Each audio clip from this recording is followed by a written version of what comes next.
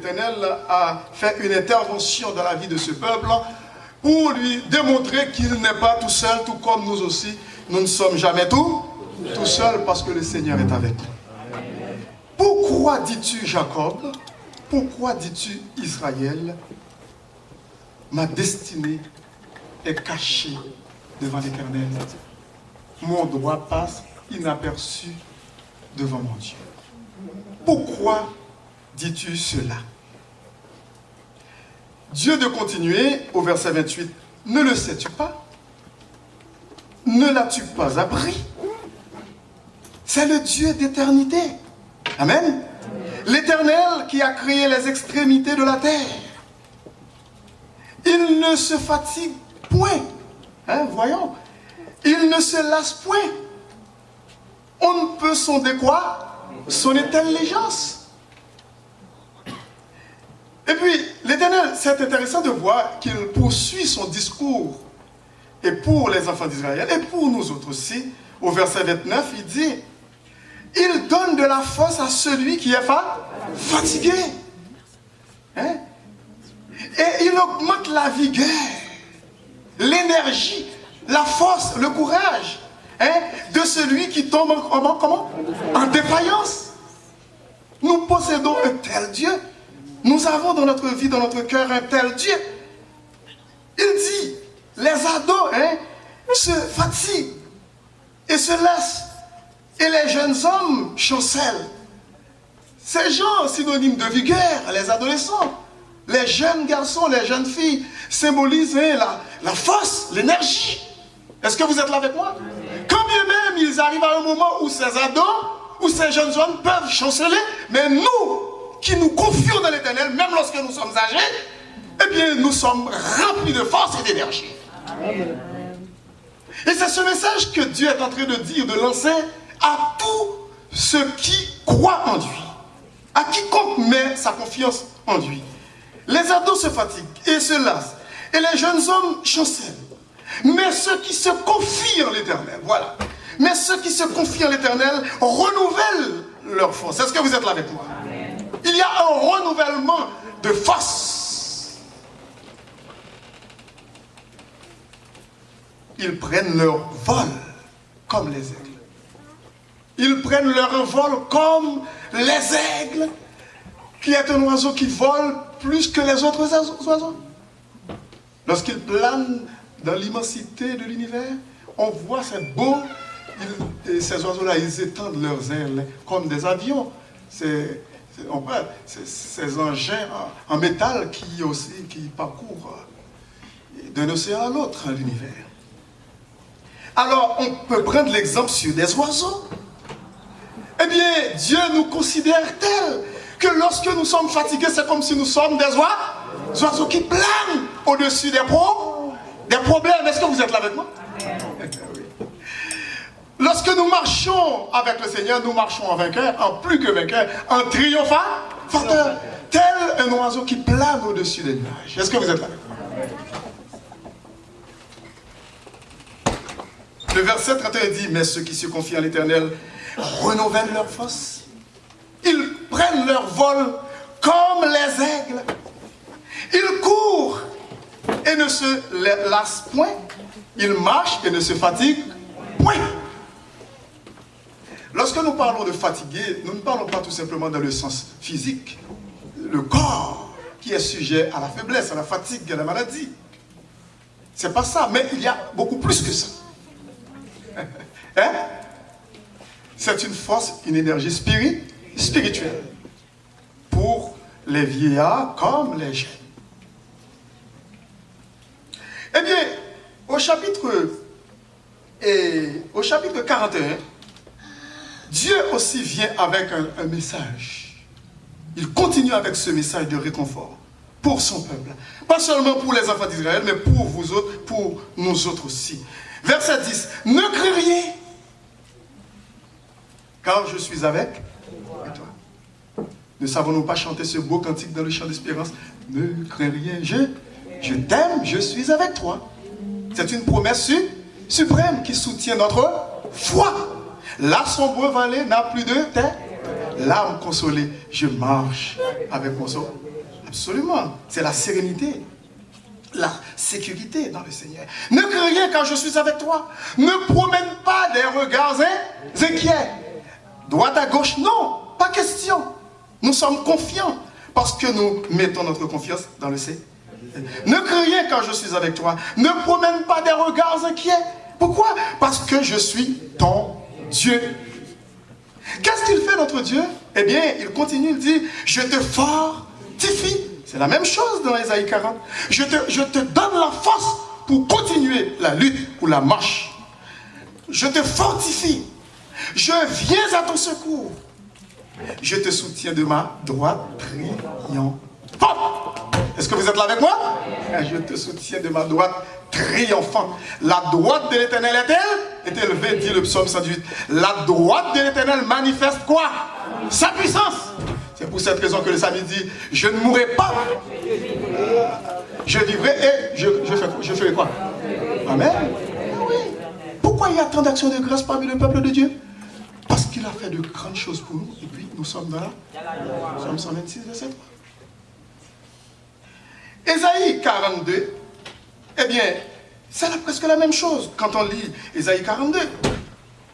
Et puis, au verset 8, il dit, je suis l'Éternel, celui qui était, qui est et qui restera éternellement. Le nom de l'Éternel, c'est ça, Yahvé. À l'époque, en Israël, on dit YHVH, c'est le tétragramme, c'est-à-dire les 4 consonnes. Ils n'avaient pas osé de mettre, comment dirais-je, de citer le nom de l'Éternel. Ils avaient peur de citer en grec, parce que Dieu est 3 fois saint. Et puis finalement, pour mieux dire ce nom, parce qu'on ne peut pas tout simplement dire YHVH, on met des voyelles. Alors c'est pour cette raison que c'est Yahweh ou Yahvé ou Jéhovah. Alors, je suis l'Éternel. Alors l'Éternel ou Yahweh veut dire celui qui était. Oui, continuez. Et qui sera. Qui veut dire il est éternel. Éternellement. Vous vous souvenez, lorsque Moïse a été choisi par Dieu pour aller délivrer et libérer le peuple, son peuple de l'Égypte, Moïse voulait savoir qui est celui qui lui parle. Et quel est ton nom? Il dit, mais celui qui suit, qui était, et qui est et qui sait. Alors c'est le nom de l'Éternel. Et c'est le même nom. C'est intéressant de voir que dans le Nouveau Testament, Jésus-Christ l'a pris. Dans Jean chapitre 8, 9, lorsqu'il disait aux Juifs de son temps, eh bien, avant qu'Abraham fût, je suis. Et puis, les Juifs comprenaient bien qu'il s'associait à la divinité, à Dieu. Ils prenaient des pierres pour jeter contre lui, pour le lapider, parce qu'il se faisait égal à qui? À Dieu. Mais il est Dieu. Amen. Oh, vous ne dites pas Amen? Mais Jésus-Christ est Dieu. C'est le seul et unique Dieu véritable. Il n'y a point d'autre. Est-ce qu'il n'est pas égal à Dieu? Mais il est Dieu. Qu'est-ce que Philippiens dit? Écoute, vous ne comprenez pas. Écoute, quel donc ce personnage qui habite dans nos cœurs? Dans Philippiens chapitre 2, écoute, l'apôtre Paul dit dans Philippiens chapitre 2, à partir du verset 5, ayez en vous les sentiments qui étaient en Jésus-Christ, existant en forme de Dieu, ayez en vous les sentiments qui étaient en Jésus. Et puis ensuite il dit, et lequel existant en forme de, ensuite, n'a point regardé comme une poix à arracher d'être égal avec Dieu. Il était égal avec Dieu. Il était Dieu. Il est Dieu. Quand le terre évolue, eh bien, qu'est-ce que Dieu a fait? Il n'y a pas 3 ou 4, 5, 10 dieux. Il y a un seul Dieu qui se manifeste en 3 personnes, Père, Fils, absolument. Alors Dieu est venu parmi nous, dans la personne de son Fils Jésus-Christ. Eh bien, il s'appelle Emmanuel, alors Emmanuel en hébreu, Emmanuel en français qui signifie Dieu avec nous. C'est Jésus-Christ. Alors, il dit, je suis l'Éternel, au verset 8 dans Ésaïe 42. C'est là mon nom. C'est Jésus-Christ qui parle dans l'Ancien Testament. Et je ne donnerai pas ma gloire à un autre, ni mon honneur Eh bien, il y aurait une contradiction, un conflit entre Jésus-Christ et Dieu, le Père, alors que Jésus-Christ n'avait pas repoussé l'adoration de Thomas. Vous vous souvenez? Lorsque Jésus-Christ dit, viens Thomas, avance, tu me vois? C'est moi qui ai été crucifié pour vous autres. Eh bien, il dit, mon Seigneur et mon Dieu, chose que les témoins de Jéhovah ne veulent jusqu'à maintenant reconnaître. Peut-être qu'ils ont honte de revenir à la source, peut-être, parce qu'ils ont fait trop de chemin dans la vie. Il dit, voici, les premières choses se sont accomplies, et je vous en annonce de nouvelles avant qu'elles arrivent. Je vous les prédis. Qui peut prédire des choses qui n'existent pas encore? C'est Dieu seul, parce qu'il est omniscient. Eh bien, Jésus-Christ est omniscient. Oui, parce que c'est Jésus-Christ encore dans Ésaïe. Écoute, Ésaïe chapitre 9, qu'est-ce qu'il dit dans chapitre 9, à partir de verset 5? Car un enfant nous... Qui? Un fils nous est donné, et la domination reposera sur son épaule. On l'appellera comment? Admirable, conseiller, Dieu puissant, Père éternel. Ah, Jésus-Christ possède le titre de qui quoi? Père. Voilà. Père éternel, prince de la. Vous comprenez? Est-ce que les disciples ne comprenaient pas grand-chose à un certain moment donné? Ils questionnaient comme des bons démons à l'époque, 2000 ans de cela, à Jésus-Christ. Dans Jean 14, lorsque Jésus-Christ parlait, il dit que, eh bien, je vais vous préparer une place. Et lorsque la place sera prête, et puis je reviendrai pour vous. Et puis Philippe dit, mais Seigneur, montre-nous le Père. Et cela nous suffit. Montre-nous Jéhovah, ou l'Éternel, ou Yahvé, ou Yahweh, et cela nous suffit. C'est comme si Philippe voulait dire, Seigneur, permets qu'une fenêtre dans le ciel s'ouvre, et puis on peut voir le Père dire, hey, moi je suis là. Et Philippe, Jésus-Christ dit, mais ça fait longtemps depuis que vous êtes avec moi, et que vous ne m'avez pas reconnu. Vous demandez quelqu'un d'autre encore, alors que moi je suis venu. Parce qu'en moi habite quoi? Le Père, le Fils et... Absolument. Parce que dans Colossiens chapitre... C'est juste une petite étude que je fais, mais je vais revenir sur Ésaïe. Dans Colossiens chapitre 2, regarde ce qu'il dit dans chapitre 2, au verset 9, à partir du verset 8. Colossiens chapitre 2, à partir du verset 8. Prenez garde que personne ne fasse de vous sa proie par la philosophie et par une vaine tromperie, s'appuyant sur la tradition des hommes, sur les rudiments du monde, et non sur Jésus-Christ, sur Christ. Ensuite, car en lui habite quoi? Corporellement. Pendant qu'il était sur la terre, car en lui habite corporellement toute quoi? Toute la plénitude de la divinité. Jésus-Christ est le seul et unique Dieu véritable lorsqu'il était sur la terre. Ça n'a aucune espèce d'importance parce qu'il était sur la terre. Alors nous pensons que son fauteuil était resté vide, comme s'il s'agissait d'un premier ministre, un président, un roi, un empereur qui a laissé son fauteuil vide et puis il y a des... Comment dirais-je? Non! Pendant qu'il est sur la terre, n'oubliez pas que Jésus-Christ, écoute, en tant que Dieu, eh bien, écoute, Dieu lui-même, il est omniprésent. Il est partout. Il n'est pas absent parce qu'il était sur la terre. Mais il était présent en esprit. Et lorsqu'il disait mon Père est plus grand que moi, c'est parce qu'il est au ciel et puis il s'enferme aussi en même temps dans une enveloppe humaine, une chair humaine. Il s'est limité volontairement. Ça, c'est ce qu'on appelle le mystère de l'incarnation. Dieu qui est venu en chair dans le sein de Marie. Pendant que Dieu lui-même, qui est sur la terre, dans la personne de son Fils, c'est-à-dire il s'est fait Fils, c'est lui qui s'est fait Fils, il est également Dieu au ciel et partout. Au point que David, le psaume 131, dit, où fuirai-je loin de ta face? Si je monte au ciel, tu es. Mais même dans l'enfer, si je meurs au séjour des morts, tu vois, tu es là, non? Partout. On ne peut pas dérober à la vue de Dieu. Non, jamais. Impossible. Et surtout lorsque nous mettons notre confiance en lui, on ne peut pas le fuir vraiment. Parce que son bras est là pour nous attraper, pour nous tirer. Est-ce que vous êtes là? Pour nous tirer.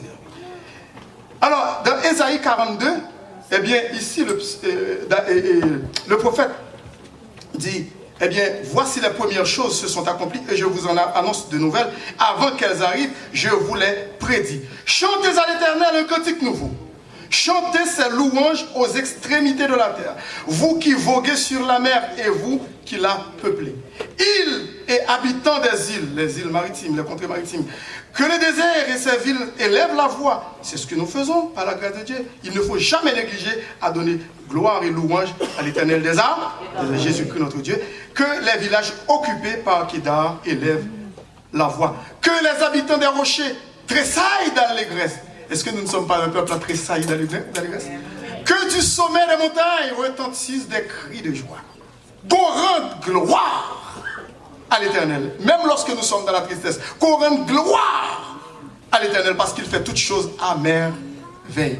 Et que dans les îles, on publie ses louanges. Et dans chapitre 43, il dit, ainsi parle l'Éternel. Est-ce que vous traversez des moments difficiles? Eh bien, il est toujours l'Éternel. L'Éternel, voilà, c'est tout. C'est ce qu'il veut nous faire comprendre. Même lorsque nous traversons la vallée de l'ombre de la mort, comme dit David, le psaume 23, il reste et demeure toujours l'Éternel. Il a, c'est-à-dire, il contrôle. Est-ce que vous êtes capable de dire un croix? Amen. Dieu est au contrôle de tout. Est-ce que lorsqu'il envoyait le déluge, est-ce qu'il n'était pas sur son trône? Vous vous souvenez de ça? L'Éternel était sur son trône lors du déluge. Qui veut dire qu'il ne perd pas compte. Mais non, est-ce que Dieu perd contrôle en Haïti? Non. Est-ce que vous êtes là? Amen. Dieu ne perd jamais le contrôle de l'univers et le contrôle de notre vie. Il est notre Dieu. Ainsi parle maintenant l'Éternel dans les moments les plus sombres de la vie des enfants d'Israël. Il dit maintenant, ainsi parle maintenant l'Éternel qui t'a créé au Jacob. C'est moi ton créateur, Jacob. C'est moi ton créateur, l'église évangélique bâtie de la cité. Il dit, je ne suis pas seulement ton créateur. Vous allez voir des points que nous allons déceler ici dans le verset 1er. Et ensuite, la délivrance, le miracle que le Seigneur va accomplir dans notre vie. Et il l'a déjà fait. Celui qui t'a formé, ô Israël, il nous a créés et il nous a formés. Il nous dit, ne crains rien. Quand je te rachète. Voilà. Racheter. Qu'est-ce que ça nous fait comprendre? Racheter. Racheter vient de rédempteur ou rédemption. Rédempteur. Ça prend quelqu'un de crédible pour racheter quelque chose. C'est pas n'importe qui peut racheter. Il faut dans l'Ancien Testament avoir le droit de rachat. Vous vous souvenez de l'histoire de Boaz? De Boaz avec Ruth, la Moabite. Vous vous souvenez? Eh bien, il faut qu'il y ait quelqu'un pour racheter. Eh bien, c'est Boaz qui était un homme riche qui pouvait avoir ce droit. Dieu est le riche des riches. Amen. Est-ce que vous êtes là? Parce que c'est lui qui est le créateur de toutes choses. Et il dit que, ainsi parle maintenant l'Éternel, qui t'a créé au Jacob, celui qui t'a formé au Israël. Ne crie rien, car je te rachète. Pas peur rien parce que moi, sauvé. Mais, écoute, Romains chapitre 8, verset 32, qu'est-ce qu'il a dit? Qu'est-ce que l'apôtre Paul a dit dans Romains 8, 32? Lui qui n'a point épargné qui? Son propre fils qu'il a livré pour nous tous. Mais comment ne nous donnera-t-il pas aussi toutes choses avec Jésus? Est-ce que vous êtes là? Mais si Dieu a donné un sacrifice, le seul bien qui est, comment dirais-je, plus important à ses yeux, qui est plus important à ses yeux, c'est Jésus-Christ. Autrement, il s'est donné lui-même. Comment ne nous donnera-t-il pas aussi toutes choses avec lui? S'il n'a pas refusé Jésus-Christ, il l'a livré pour vous et moi. Mais écoutez, est-ce qu'il y a quelque chose d'autre qui soit tellement impossible à Dieu? Rien n'est impossible à Dieu. L'impossible, il l'a déjà fait en Jésus. Oui. Au point que Jésus-Christ, dans le jardin de Gethsémani, qu'est-ce qu'il a dit à son Père? S'il est possible qu'elle s'éloigne de moi, c'est un coup. Amen. Dieu dit non. Pour vous, pour pas se lever, pour vous autres qui êtes là, eh bien, c'est impossible. Il faut boire la coupe ma mère. Est-ce que vous êtes là? Jésus-Christ est mort. Eh bien, il dit, ne crains rien car je te rachète.